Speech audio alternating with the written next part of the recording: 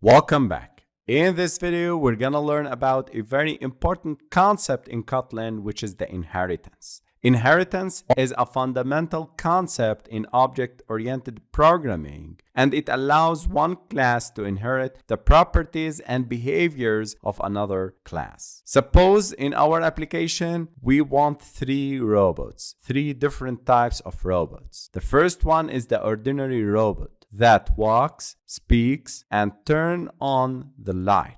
The second type is the super robot that walks, speaks, and cleans the house. The third type is the firing robot that walks, speaks, and fires. Since all of the robot types can walk and talk, so there is a common between all of these types. However, they also have some special skills, like the ordinary robot turns on the light, the super robot cleans the house, the firing robot fires. In each of these classes, you would be copying the same code to walk and speak. The problem, if you want to add a new feature called shutdown, you need to implement the same code for each robot.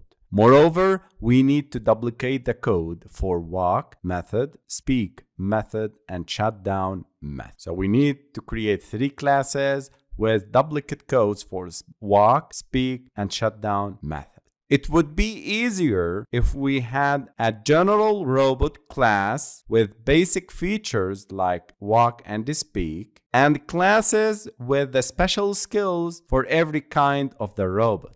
This is done by using the inheritance. Using inheritance, now you don't implement the same code for walk and speak methods for each class. You just need to inherit them. This makes your code cleaner, understandable, and extendable. It's important to remember when working with inheritance, each derived class should satisfy the condition whether it is a base class or not. In this example, the robot is a general robot.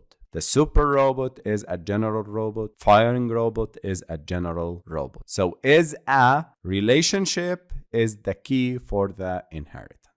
In the next video, we're going to implement this inheritance example